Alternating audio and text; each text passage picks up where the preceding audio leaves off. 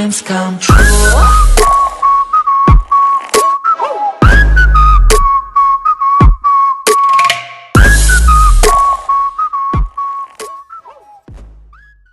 Why X1 disbanded and its consequences. Hello guys. This is probably the most serious video that you will see on our channel since it's a pretty sensitive subject for both of the admins. This video is a collab with Sunguwu, who used to be part of this channel too, so please support her channel as well. In this video we are going to talk about why X1 disbanded and what are the consequences of their disbandment. I'm going to divide this video in different sections. I'm going to talk about the votes rigging and the explication Net gave, how Net and the companies managed the situation and the consequences and possible futures of the members. In case you don't know anything about this case, I'm going to resume it real quick since it's what this video is about. About 2 months ago it was revealed that the most relevant survival show that Net has produced so far had all the rankings manipulated. It all started when Koreans complained about the final lineup for X1 because some of the most famous trainees were excluded from it, and it was later found out that other seasons of these same series and even other programs were manipulated as well.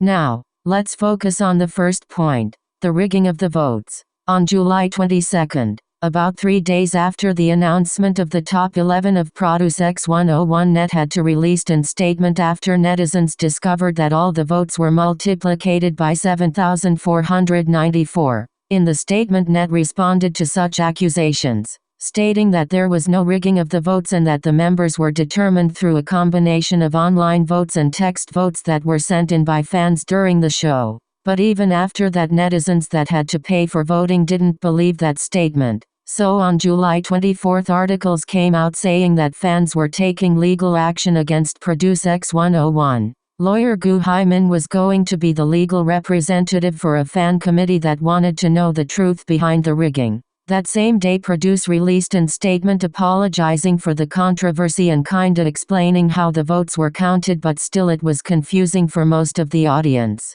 On July 26th, Net released another statement, this time confirming that they requested an investigation. A day after that, police started the investigation. A few days later, the agencies of the finalists reunited and decided to support X1's debut. Soon after, the police stated that investigations were going to take place at Net's offices. After the 19th of August, everything went downhill. First, police conducted a second search looking through Net's workers' phones. Then fans claimed that Idol School was manipulated as well. Then X1 was banned from performing on Music Back and Music Core. After that, fans also claimed that Produce 48 was manipulated too, and then it was revealed that police was investigating all Produce seasons and Idol School. The police statement. Police had to investigate a lot of possibilities and programs. The first possibility was that Net received money from the companies to get their trainees on the group, and apparently the rigging started ever since the episode 2.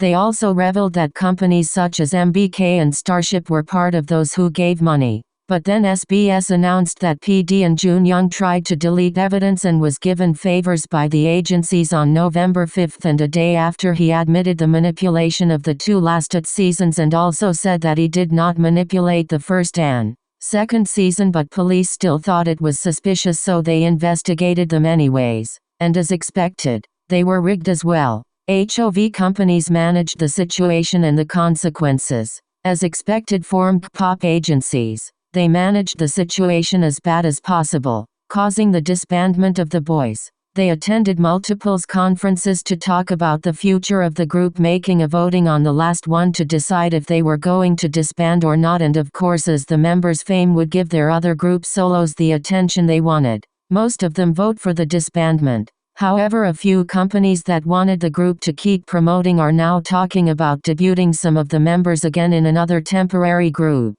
Similar to JBJ, I don't really understand some of the companies, since the ones that voted for disbandment have released statements saying that they'll be inactive for some time, but whatever. On the other hand, I've seen people saying that is selfish for X1's fans to not wanting them to disband because they have their groups. For me, this is not selfish because at the end we don't know if they want to go back or not. So you cannot pretend that is childish to not want them to disband just because you stand their previous group and you don't want them to have a member less, as if they had not had a temporary contract. But anyways, the future of the members. Not gonna lie, I'm not sure of the future of some of the members and it really worries me. I guess Sungwoo, Wooseok and Sungyeon will go back to what they did before, even though Wooseok will most likely go solo. As for the 02 line, Juno will debut with the rest of the Woolly trainees. Minhee and Hyungjin will debut with Starships and IDK. About Yusang, but he might be but with BDC, and well, Hogan will most likely debut alongside members of 1-9 or as a soloist, but the members that I'm worried about are Dahyun,